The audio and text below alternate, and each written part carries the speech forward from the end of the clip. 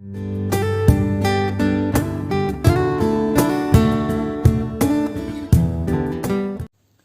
Friends, आज मैं आपके साथ डिस्कस करूंगा एक्सपोर्ट के ऑब्जेक्टिव्स क्या होते हैं। उससे पहले मैं हल्का सा मीनिंग डिस्कस कर लेता हूं। एक्सपोर्ट्स होता है जब भी एक country rest of the world को अपने गुड्स या सर्विसेज जाके बेचती है, उसको हम एक्सपोर्ट्स कहते हैं, ठीक है। और जो एक्सपोर्ट करता है माल, उसे एक्सपोर्टर कहते हैं। तो आज हम करेंगे ऑब्जेक्टिव्स क्या हैं एक्सपोर्ट्स के। पहला, टू सेल सरप्लस गुड्स। अगर एक कंट्री ने कुछ ज़्यादा ही फालतू माल बना लिया है तो उसको कहीं ना कहीं तो बेचना ही है ना, तो उस फालतू माल को हम एक्सपोर्ट कर सकते हैं, किसी और कंट्री में बेच सकते हैं जहाँ उसकी डिमांड है। A country can sell its surplus output to foreign country as sometimes countries produce the products more than its demand. अगर जितनी कंट्री में डिमांड है उससे ज़्यादा बना लिया है तो फिर किसी और कंट्री में जाके बेचना पड़ेगा। So such surplus production can be exported. जैसे चाइना बल्क में माल बनाता है, अपने कंट्री में जितना यूज़ होता है वो तो होता ही है, बाकी सारा थ्रो अवे प्राइजेस पे बाकी कंट्रीज़ में फेंक देता है। और उससे क्या होता है, उन कंट्रीज़ की जो लोकल मार्केट है उसमें प्राइजेस बहुत सस्ते हो जाते हैं और उस कंट्री में वो कंपनियां डूब जाती हैं क्योंकि वो बहुत सस्ते में सामान बेचता है। Next, better utilisation of resources. By producing goods at large scale country can make better utilisation of resources.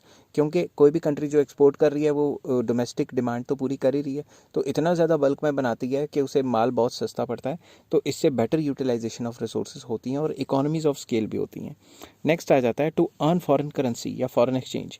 Countries can earn forex, forex होता है foreign exchange, by selling the goods in foreign market and this can be used to buy capital goods and technology from foreign market. हम क्या कर सकते हैं, हम बाहर goods बेच सकते हैं। जब भी हम बाहर गुड्स एंड सर्विसेज बेचेंगे उससे हमें डॉलर मिलेगा, उस डॉलर को यूज़ कर सकते हैं हम बाहर से ही बड़ी बड़ी मशीनें मंगवाने में। तो इससे हम बाहर से कमा तो सकते हैं और जो हमारे कंट्री में नहीं बनता वो बाहर से ख़रीदा जा सकता है, ठीक है। नेक्स्ट पॉइंट आ जाता है to increase the national income. इससे क्या होगा, हम जीडीपी ज़्यादा बढ़ाएंगे, जीडीपी बढ़ाएंगे तो हमारे कंट्री की नेशनल इनकम भी बढ़ेगी। Earning from export trade helps to increase the national income and higher national income improves the standard of living।